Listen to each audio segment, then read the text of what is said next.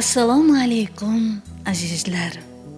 Ustozimiz taniqli jurnalist Mirsharif Xo'jayev yozgan satrlarni e'tiboringizga havola etamiz. Muhammad Fuzuliy g'azaliga muhammas. Adovat beshalar bizni bugun bechora yozmishlar. Dayir peri dalolatini nechun bekora yozmishlar. Karam ahli so'rab g'olim yana bir chora yozmishlar. Azal kotiblari ushshoq baxtin qora yozmishlar. Bu mazmun ila xat ul sarxai ruxsora yozmishlar. Ramaq chiqquncha haq vasfin havosida ketib mardum. Tahammul iddaosi birla shayx ilkin tutib mardum. Asokash rahnamolik etmasa kulfat yutib mardum. Havosi xoki poying sharhini tahqiq etib mardum. G'ubor labayozi diydayi xunbora yozmishlar. Asofillar barori kelsa yutkay nur oftob.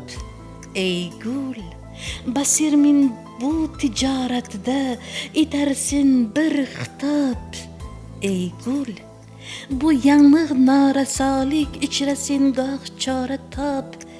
Ey gul, gulistoni sari ko'ying kitobin bob bob. Ey gul, xati rayhon ila jadval chekib gulzora yozmishlar. Riyozat chekdi roviylar qilurda ko'p sadlar vasfin. Musohib topmagan komil etar goho jahillar vasfin. Kamaring ko'yi zulmatdur nichuqa aylay ahillar vasfin. Iki satr aylayub ul iki maygun lallar vasfin. Ko'ranlar har birin bir chashmi gavhar bora yozmishlar. Navozish aylasang taslim shahu sulton bo'lur shaksiz. Shabihunsiz asir etsang azimushon bo'lur shaksiz.